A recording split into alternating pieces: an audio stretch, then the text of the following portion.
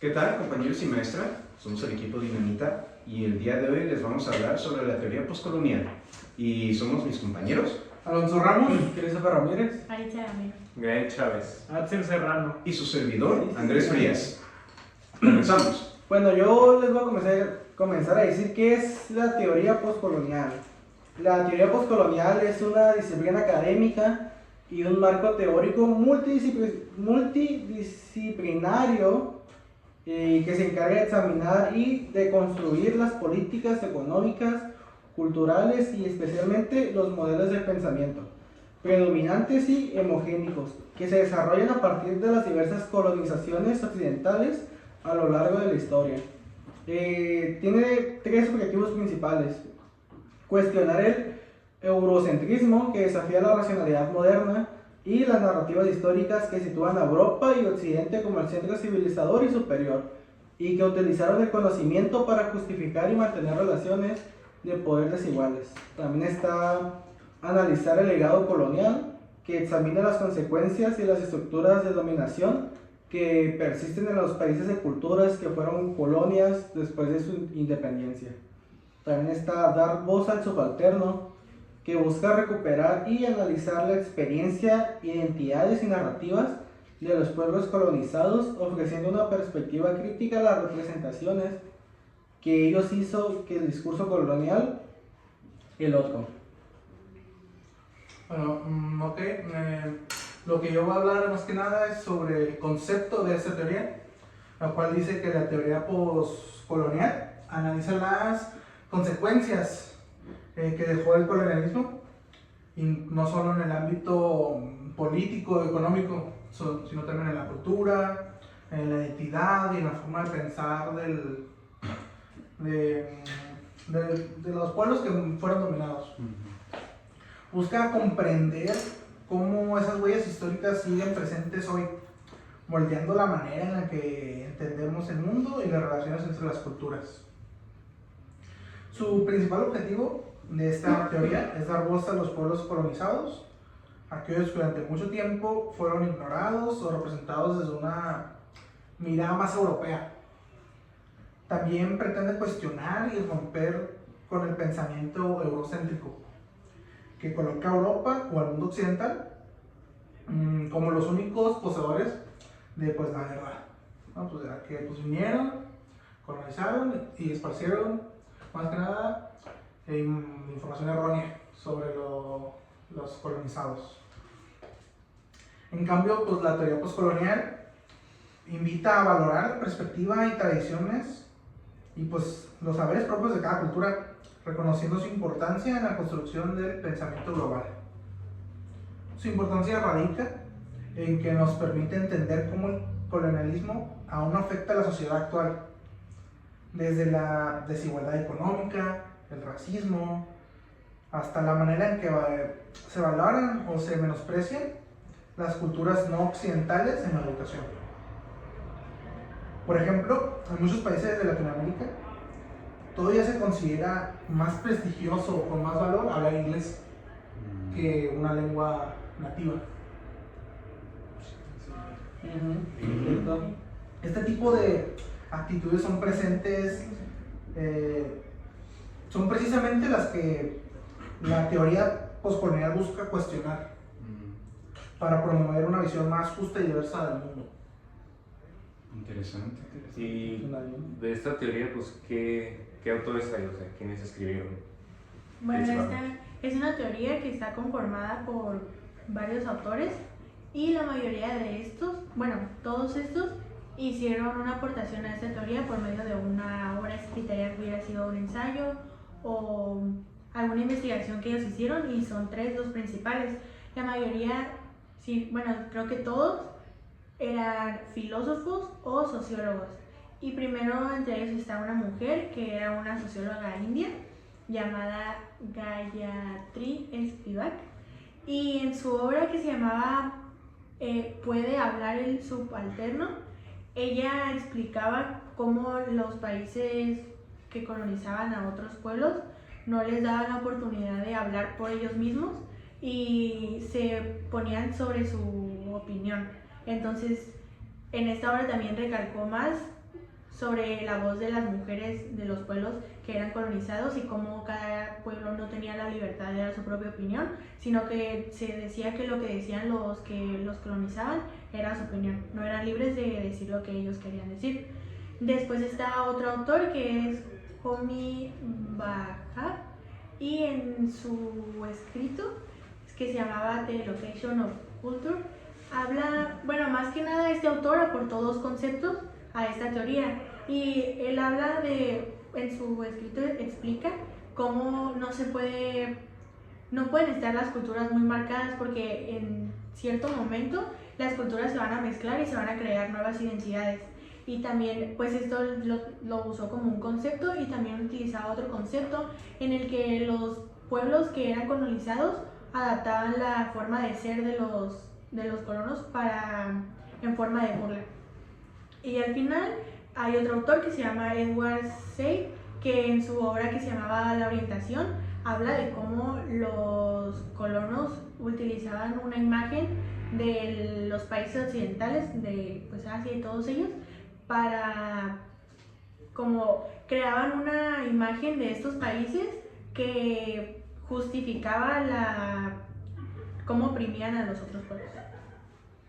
Sí, es cierto, pues hablando más profundidad de esta obra, el orientalismo, sí, el autor explica que es es el resultado de ver el mundo de una forma binaria, como habíamos visto antes en la Escuela de Frankfurt y postmodernismo. Michel Foucault es el que introduce esto de la visión binaria, ¿no? De bueno, malo, salvaje, civilizado. Y entonces aquí se nota, pues, los occidentales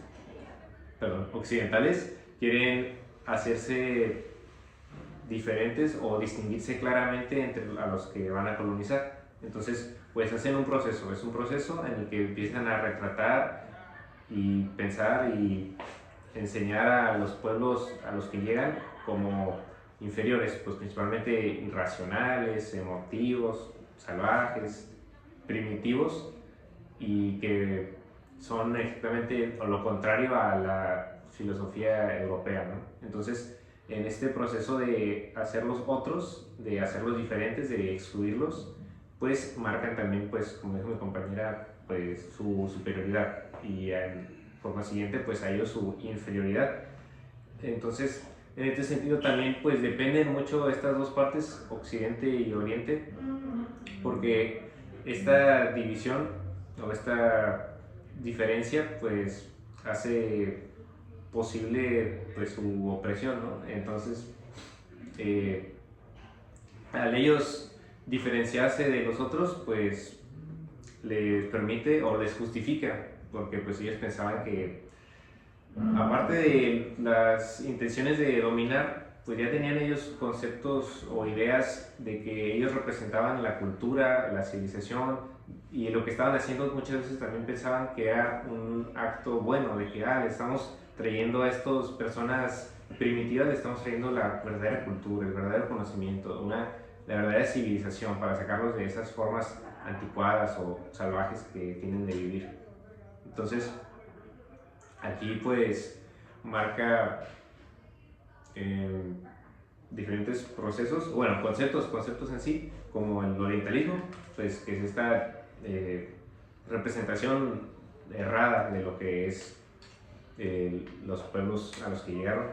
Y aparte sale la noción del subalterno, que fue la que habló Spivak, y que pues representa a las personas que no son representadas por el relato de los conquistadores, que quedan al margen y que su voz pues no puede ser escuchada, y pues lo que quiere es llegar a ellos, llegar a su perspectiva, a su subjetividad, pero pues es algo que es difícil porque los historiadores europeos no se preocuparon de ver la perspectiva de los colonizados a profundidad.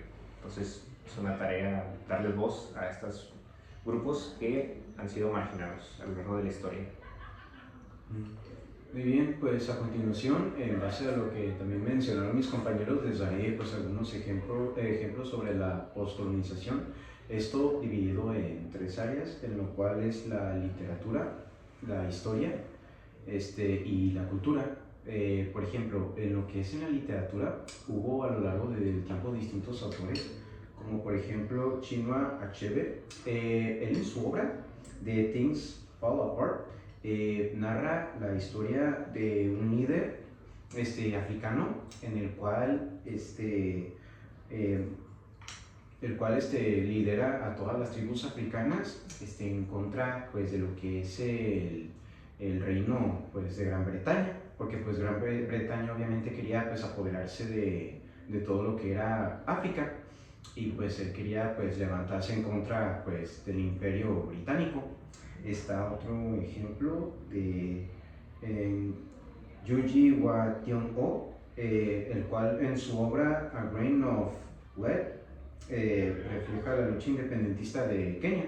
Como mencioné anteriormente, África estaba siendo dominada por el reino británico, pero en este caso resulta que no nada más estaba siendo dominado por Gran Bretaña, sino también por otras potencias europeas, como también Alemania, por ejemplo. Y pues obviamente esto causó muchas divisiones y tensiones. También está Tayeb Salih en su obra Season of Migration to the North. Pues básicamente habla a favor de las mujeres indias en toda Hispanoamérica. Cuestiona la veracidad, más que nada la veracidad de la corona española, sobre cómo se retrataba, cómo era la Nueva España, que si tenían voz o no los indígenas. Pues básicamente en el Reino de España se decían mentiras sobre cómo era su colonia, que era toda la Nueva España, actualmente pues todo lo que es América Latina, vaya. En cuanto a historia, bueno, como mencioné anteriormente, en África estaba siendo dominada y obviamente estaba colonizada pues, por potencias extranjeras, concretamente el Reino Británico, también por los franceses, los belgas, los portugueses y los alemanes. Después de su independencia, entre comillas, pues las causantes fueron pues fronteras aisladas y obviamente no muy fijadas. Esto generó obviamente pues varios conflictos, porque pues al querer comercializar libremente, pues obviamente había distintas tribus que no estaban de acuerdo con ese tipo de administración. Del mismo modo, pues en cuanto a lo cultural, pues todavía había mucha influencia extranjera y había tribus que querían conservar obviamente pues sus costumbres, culturas y tradiciones obviamente. Y está el ejemplo también de América Latina, pues como seguramente recordarán y sabrán, claro, toda América fue colonizada por el Reino Español. Por lo tanto, pues esto generó pues una mezcla de culturas, costumbres y tradiciones, y también un sistema de castas que desgraciadamente en algunas regiones se sigue llevando a cabo. Y finalmente, el ejemplo pues cultural, en los cines pues desgraciadamente se ha retratado, los extranjeros nos han mal retratado, dicen que somos un país peligroso, desértico, etc. Mientras que hubo cineastas como Alfonso Cuarón, por ejemplo, y Alejandro González Iñárritu, que han querido dar a conocer a todo el mundo la mejor cara de nuestro país. Bueno, yo para finalizar nuestro podcast hablaré un poco sobre la actualidad en cuanto a la teoría postcolonial.